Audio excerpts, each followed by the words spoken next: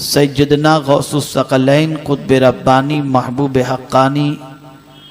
कंदील नूरानी मीरा शाह शेख सैयदना सैयद अब्दुल कादिर जिलानी रदियल्लाहुल मौला तबारक व तआला अन्हु के ज़िक्र पाक की महफिल में हाजिर हैं। हर साल यहाँ पर 2 रोज़ा प्रोग्राम होता है। जब मुझे कभी वक्त होता है तो एक दिन के लिए मैं हाजिर हो जाता हूँ।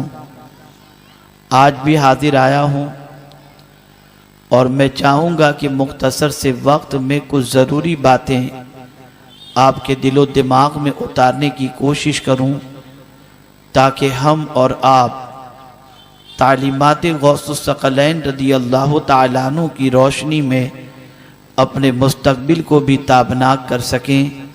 और अपनी दुनिया और आखिरत दोनों को संवार सकें। जो जितना बड़ा होता है उसकी तालीमात भी उतनी ही बड़ी होती हैं। जो जितना बड़ा होता है उसके अक़वाल भी उतने ही बड़े होते हैं। कभी ऐसा होता है कि इंसान के सामने पूरी किताब रख दी जाए और सुना दी जाए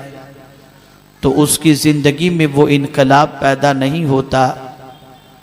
मगर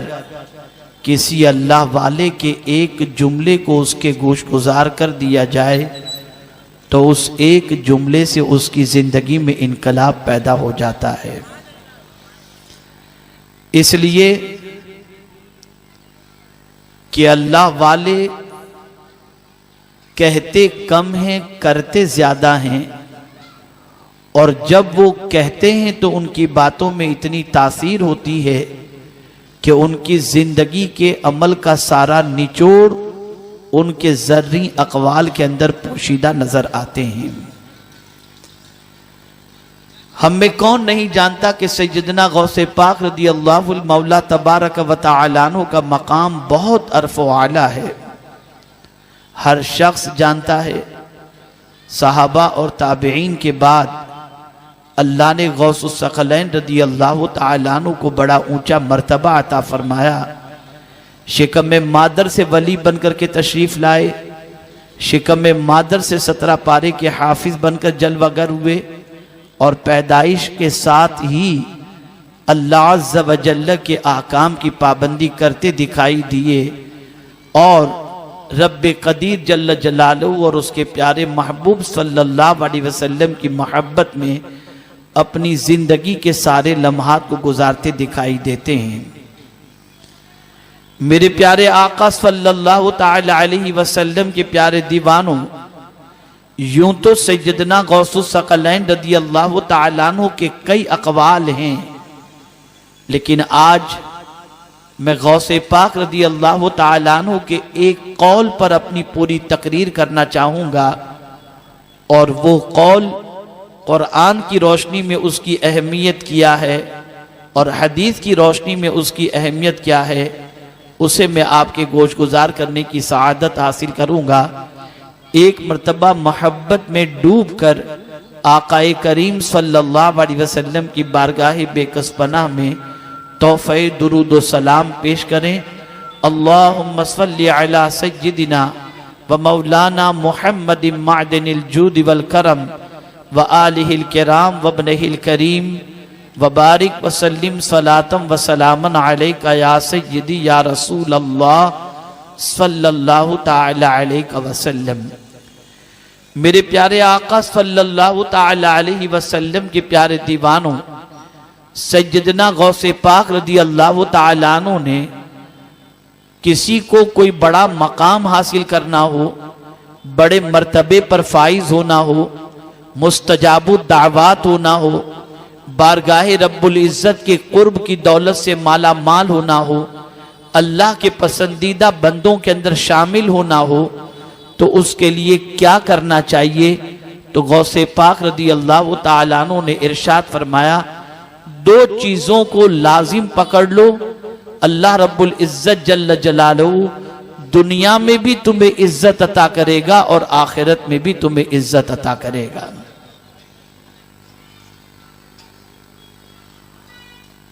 अब वो 2 चीजें कौन सी हैं? जिसके हवाले से सैयदना गौसे पाक रदी अल्लाह ताला अन्हु ने फरमाया, तो मेरे प्यारे आका सल्लल्लाहु ताला अलैहि वसल्लम के प्यारे दीवानों, सैयदना गौसे पाक रदी अल्लाह ताला अन्हु फरमाते हैं, अक्ले हलाल सिद्क़े मकाल, हलाल खाना और सच बोलना, अगर कोई इन दो चीजों को लाजिम पकड़ ले तो अल्लाह दुनिया और आखिरत दोनों में उसे इज्जत और सरबुलंदी अता फरमाएगा। हलाल खाना, मेरे प्यारे आका सल्लल्लाहु ताला अलैहि वसल्लम के प्यारे दीवानों, अब अगर हम कुरान मुकद्दस का मुताला करें, कुरान मुकद्दस के फरामीन का जायजा लें, तो हमें पता चलेगा कि जा बजा परवरदिगार जल्ल जलालहू ने खाने के हवाले से जब जिक्र किया तो खास तौर पर ताकीद फरमाई, कुलू मिनत तय्यबात, पाकीज़ा चीजों में से खाओ। मेरे प्यारे आका सल्लल्लाहु ताला अलैहि वसल्लम के प्यारे दीवानों, जिस आये करीमा की तिलावत का मैंने शर्फ हासिल किया, उसमें मुतलक मोमिनीन से मेरा रब खिताब फरमाता है, या अय्युहल्लज़ीना आमनू कुलू मिन तय्यबाति मा रज़क़नाकुम, ऐ मेरे ऐ ईमान वालो, मैंने जो कुछ तुम्हें रोजी अता फरमाई उस पाकीज़ा रोजी में से खाओ। पता ये चला हर चीज खाने की नहीं हुआ करती, हर चीज हलक के नीचे उतारने की नहीं हुआ करती, हर चीज के लिए हमारा हलक हमेशा खुला नहीं रहना चाहिए, बल्कि कुरान कहता है हलाल खाओ, पाकीज़ा चीज खाओ, तय्यब ताहिर चीज खाओ, पाकीज़ा कमाई की चीज खाओ। लेकिन आज हम देखें मुसलमानों की सोच, जहां बहुत सारे मामलात के अंदर गैरों की नकल करती हुई दिखाई देती है, ऐसे ही आज मुसलमानों की सोच ये बन गई, खाओ जो मिले वो खाओ। नहीं नहीं, मैं आपको बताऊं, गैरों के सामने अगर आप रख दें, दूसरों के सामने आप अंगूर रख दें, वो जरूर खा लेगा, आपको पेश करेगा, आप भी उसे तनावुल करने के लिए तैयार हो जाएंगे। लेकिन हमारा दीन हमें ये तालीम देता है, अंगूर जरूर हलाल है, लेकिन तुम्हें ये देखना है ये हलाल कमाई से आया हुआ अंगूर है या हराम कमाई से आया हुआ अंगूर है। अगर हलाल कमाई के जरिए ये अंगूर तुम्हें दस्तयाब है तो जरूर खाओ, या यकीनन अंगूर का खाना हलाल जरूर है, लेकिन कमाई का रास्ता देखना होगा, जरिया देखना होगा, तरीका देखना होगा। मेरे प्यारे आका